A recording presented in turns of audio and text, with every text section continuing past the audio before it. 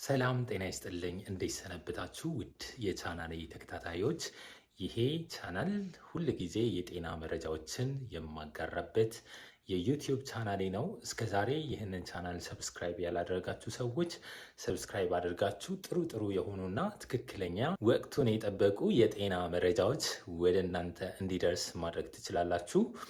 ሰብስክራይብ ካደረጋችሁ በኋላ የደወል ምልክቷን መጫን እንዳትረሱ። በዛሬው ዝግጅት እንግዲህ በተደጋጋሚ ከኤችአይቪ ጋር በተያያዘ ለሚነሱ ጥያቄዎች ምላሽ የምሰጥ ይሆናል። ጥያቄው ምንድነው? ኤችአይቪ በስለት ላይ ምን ያክል ጊዜ ሊቆይ ይችላል የሚል ጥያቄ በተደጋጋሚ ይደርሰኛል። እንግዲህ እነዚህ ጥያቄዎች የተለያዩ ይዘት ቢኖራቸውም እንዳጠቃላይ ሰብሰብ አድርገን ስንመለከት ኤችአይቪ ስለታማ ነገር ላይ ምን ያክል ሰዓት ሰርቫይቭ ማድረግ ይችላል ወይ መቆየት ይችላል የሚለውን ተጠናል። ይሄ እንግዲህ በተለያዩ ነገሮች ይወሰናል። ለምሳሌ እርጥበት ያለው ደም ነው ወይንስ ደግሞ የደረቀ ደም ነው ስለታማ ነገር ላይ ያለው? የደሙ መጠን ምን ያክል ነው? መርፌው ወቅቶናል ወይንስ ቆዳችን ላይ ብቻ ነው የፈሰሰው? እነዚህ ነገሮች ይወስኑታል።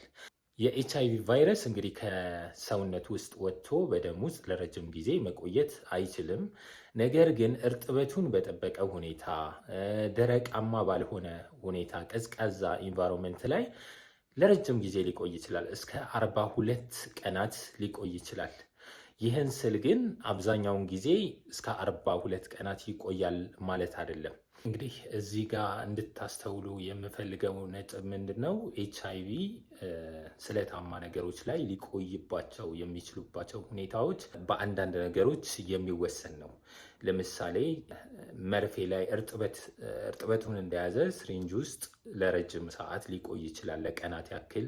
ነገር ግን አሁን ቢላዋ ላይ ላዩ ላይ ደርቆ ከሆነ ለምሳሌ ለጥቂት ደቂቃዎች እስከ ጥቂት ሰዓታት ድረስ ብቻ ነው ሊቆይ የሚችለው። አንድ ሰው እንደው በመርፌ እንኳን ቢወጋ ኤችአይቪ ያለበት ሰው መርፌ የወጋው መርፌ ቢወጋው መልሶ ኤችአይቪ የመያዝ እድሉ 0.03% ነው። ያ ማለት ከ300 ሰው አንድ ሰው ነው በኤችአይቪ የመያዝ እድል ያለው። ስለዚህ ላስገነዝባችሁ የምወደው ነጥብ ኤችአይቪ ስለታማ ነገር ላይ የመቆየት እድሉ በጣም አጠር ያለ ጊዜ ነው።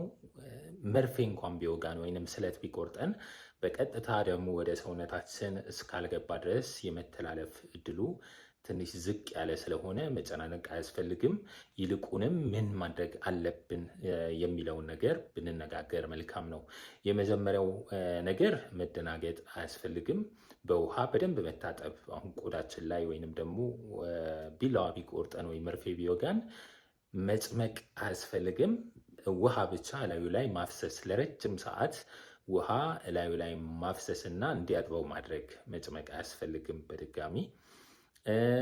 ሌላው ነገር ደግሞ ፈጥኖ ወደ ሕክምና ተቋም መሄድ። ሕክምና ተቋም ስንሄድ በ72 ሰዓት ውስጥ የሚወሰድ የቅድመ መከላከያ መድኃኒት አለ።